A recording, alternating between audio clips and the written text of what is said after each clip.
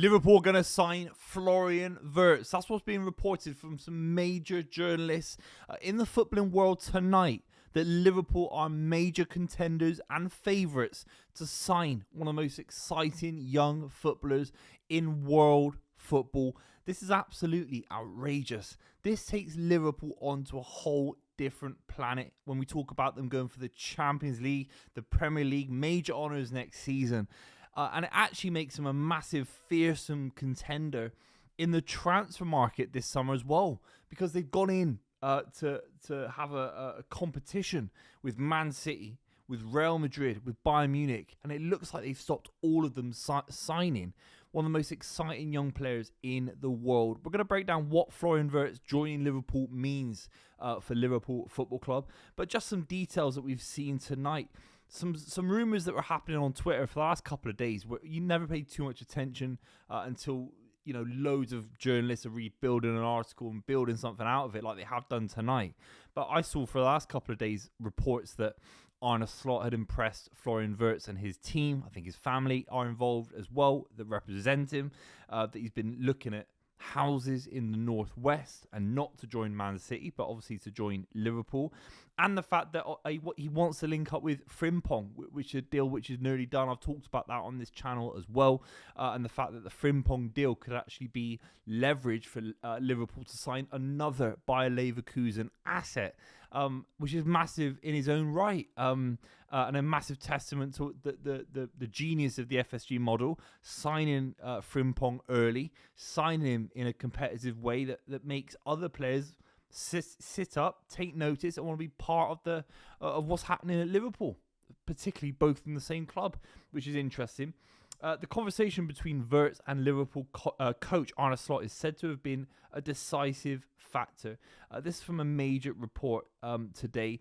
David Ornstein, Fabrizio Romano, all talking about it. Paul Joyce from The Times is just outright saying Liverpool are favourites to win the signing, and that Bayern Munich, despite the best efforts of Vincent Kompany trying to convince Florian Wirtz to join in Munich, they're gone. This is over. For many people, for many journalists, Liverpool are going to sign him for a record-breaking £125 million fee.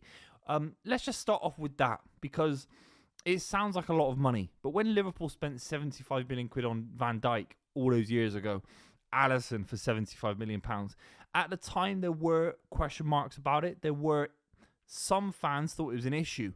Within a year, within 2 years, the value that you got out of these signings, how astute, how advanced the signings were, that they just came straight in. All the research had been done, and Liverpool were confident that Alisson, Van Dijk would slot straight into a Jurgen Klopp system, and they basically achieved almost everything you needed to achieve with Jurgen Klopp within a couple of years, getting them to the Champions League final, competing with Man City to win the Premier League, doing that a few years later, obviously, in and around the COVID time, 2021.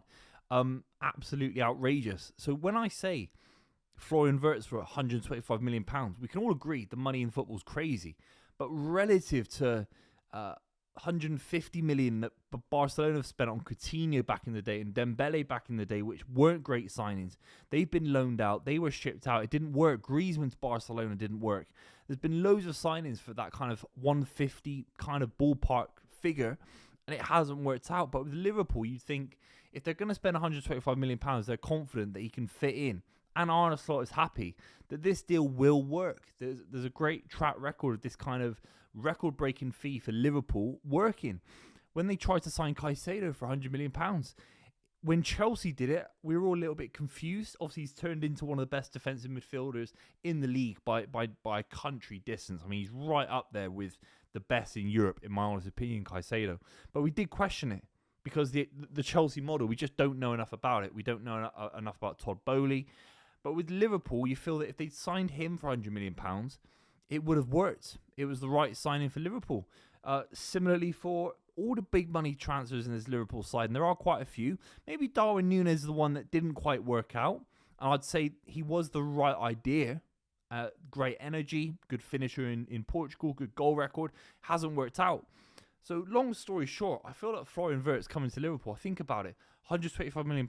Does it feel like a lot of money to Liverpool. It doesn't. They didn't spend anything last summer. So if you kind of have it from what the fact they've not had a summer transfer window last summer, really, except for Chiesa coming in, it's almost £65 million across an extra season, if that makes sense.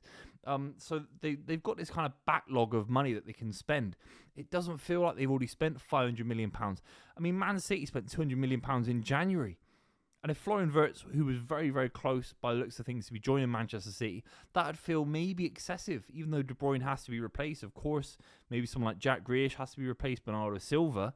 At least with Liverpool, you can say, to be completely fair, they didn't spend anything last summer. They didn't spend anything last summer. And when you talk about the big signs they've made, the record-breaking transfers, which is Virgil van Dijk at £75 million before Darwin Núñez came in, very, very good value for money. It really was. I think Wirtz will be attracted to the style of play at Liverpool. I think he'll like the fact that Liverpool are a controlling side, will have a lot of possession. At Anfield, you're basically going to win all your games. It's a lot more settled. There's an amazing atmosphere. I think winning the Champions League is important. He's never going to do that.